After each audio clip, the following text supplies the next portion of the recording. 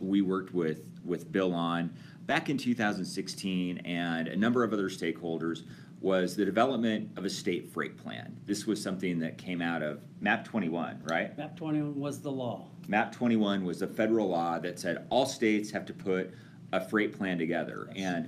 And I think Nevada deserves a lot of kudos. We actually were in the top tier with the freight plan that was developed. That's and I think that was through a combined effort of all of us working together and talking about those issues. So let's talk a little bit about this freight advisory committee that kind of came out of that state freight plan. Right, thank you, Paul.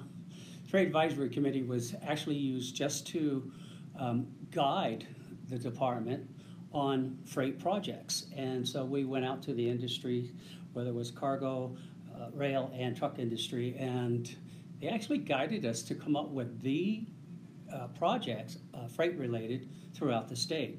Now, I have actually augmented the Freight Advisory Committee to expand that, and I want to be able to bring in more of the industry to help me get through additional freight projects. But as Paul mentioned, out of the freight plan, 3 that we're actually concentrating on right now. One of them is the truck parking implementation plan. Truck parking is nationwide is a problem, as well as in Nevada. It was interesting. I was down in Las Vegas yesterday. We were down there, meeting with legislative candidates, and I got a call from a reporter, Joe Bartels, with Channel 13, which is KTVN down in Las Vegas. I'm not sure what affiliate it is. If I say ABC, I'll be wrong, but that's who I think it is. Sorry if I did get that wrong, Joe.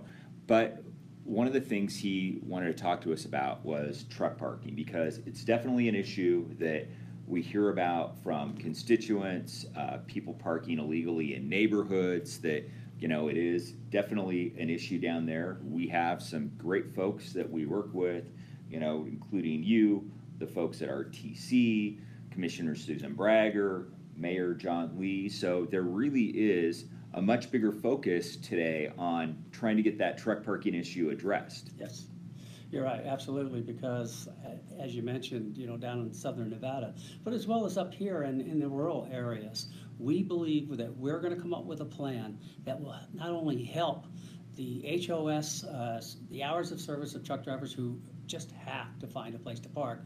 We're going to overcome that by actually constructing truck parking in the right places.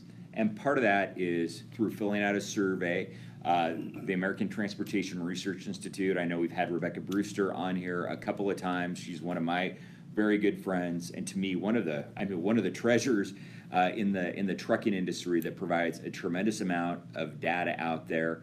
ATRI is doing that truck parking survey, so Yes. If you're a truck driver, you can go online, you can take that truck parking survey. I'm going to include that link in a email to our members, and actually in the Twitter and the YouTube description down below, so you can take a look at that. But we do want you to take advantage of that truck parking survey, to take that survey. Let us know, so when we're talking about implementing this truck parking plan, it's being built in the right places. Yes. So as you look behind us, you'll notice that the second item that we're going to be discussing at the Freight Advisory Committee is the weigh and motion stations, to where we want to make sure they're strategically placed in our state. It's to make, obviously, the truck drivers, known truck drivers, to get past or get through our state quicker.